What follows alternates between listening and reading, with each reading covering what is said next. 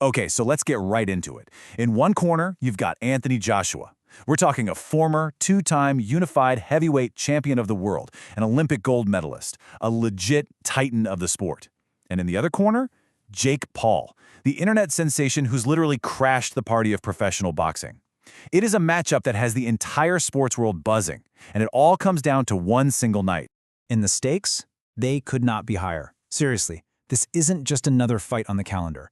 For the boxing establishment, this is like a defense of the sport itself. Joshua's own promoter, Eddie Hearn, he just laid it out there, plain and simple. There is absolutely no room for error. A defeat isn't just a loss, it's an absolute disaster. So that's the million-dollar question, isn't it? Why on earth would a fighter with Joshua's resume, a guy who has been to the very top of the mountain, risk his entire legacy against an opponent who has, let's face it, a fraction of his experience? Well, that is exactly what we're going to unpack here. To really get a grip on just how big this risk is, you have to start with the numbers. And believe me, the numbers tell a pretty wild story about two careers that could not be more different, colliding head-on.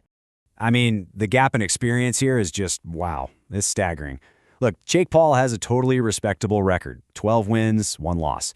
Fine. But then you look over at Anthony Joshua, 28 wins, with 25 of those by knockout against the absolute best heavyweights of his entire generation. Paul is ranked as a cruiserweight. Joshua is a former two-time unified heavyweight king. On paper, it's not even in the same ballpark. And then you have the physical side of it. The challenge for Paul is just immense. Joshua stands at a towering 6'6", compared to Paul's 6'1". Now in boxing, a 5-inch height advantage is massive. It changes everything. The range, the leverage, the power. Joshua is literally going to be looking down on Paul all night long. For the first time in his career, Joshua actually has a weight limit on him. He can't come in over 245 pounds. But let's be real here, that is still a huge heavyweight. Paul usually fights as a cruiserweight, and yeah, he'll bulk up, but he is going to be giving away a significant amount of natural size and power to the bigger man. No way around it. And their career paths? Man, they're like night and day. Joshua turned pro back in 2013, right after winning Olympic gold, and then he became a world champ just 3 years later. I mean, that's the textbook definition of a traditional rise to the top. Meanwhile, Jake Paul's first pro fight was in 2020 against another YouTuber. It's been this crazy, rapid, totally unconventional 5-year climb to get to this moment. So we've established the physical mismatch. It's pretty clear. But the pressure here, it goes way beyond just height and weight. This fight is being fought in the mind just as much as it's going to be fought in the ring. This quote from analyst Tom Gaum just hits the nail on the head. It perfectly captures where Joshua's head is at. He's not just fighting for another win. He's being told by pretty much everyone that he has a responsibility to shut down this whole influencer tourism thing in boxing, to restore order. Now that is a heavy, heavy burden to carry with you into a fight. And that's exactly what this is for, Joshua. It's a reputation test he absolutely cannot afford to fail. Think about it.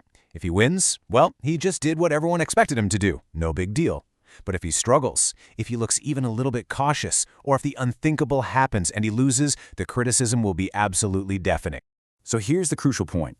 For both of these guys, the primary motivation might not even be glory, It's shame avoidance. For Joshua, losing would be a catastrophe. For Paul, getting totally schooled would just prove every single one of his critics right. They are both fighting tooth and nail to avoid the worst possible outcome for their careers. Okay, so if the risk is that high, and the motivation is basically just defensive, why in the world is this actually happening? The answer, as it so often is in boxing, is pretty simple. All you have to do is follow the money. Just look at that number for a second. $267 million. That's the rumored total purse for this fight, according to a tweet from Jake Paul himself. This single payday is a logic-defying amount of money, driven less by traditional boxing metrics and more by Paul's absolutely colossal social media reach, which brings millions of new eyeballs to the sport. And you don't even have to guess.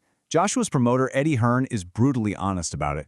He basically admits that, yeah, the critics are right, but the money was just too good to refuse. He called it a tune-up fight for 50 times the normal payday. When an offer like that comes along, the usual rules just kind of go out the window. Now, whenever you see a number that big, it's going to raise some eyebrows, right? It just naturally breeds suspicion.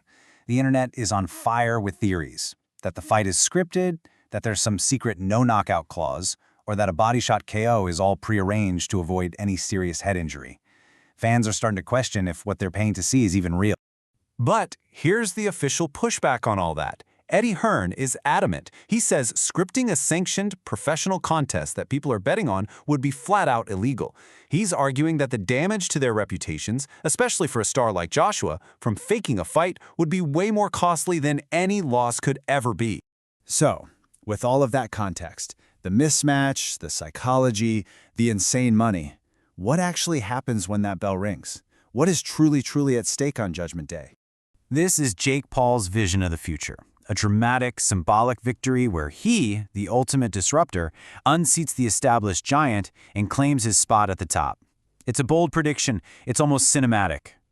And in response, you have this, a chilling, deadly serious statement from Anthony Joshua. He's framing this not as some sporting contest, but as something far more primal. He is making it crystal clear this is not an exhibition. He is coming to do maximum damage. So this one fight really creates two completely different futures for the sport. If Joshua wins, hey, order's restored. The traditional hierarchy of boxing holds strong, and he probably moves on to that mega fight with Tyson Fury. But if Paul wins, it's that embarrassing disaster his promoter warned about. The torch is passed, and a new, maybe more chaotic era of boxing officially begins. Ultimately, it all boils down to this one question. Are we all just watching a lucrative one-off spectacle? You know, a circus that's going to pack up and leave town once it's over?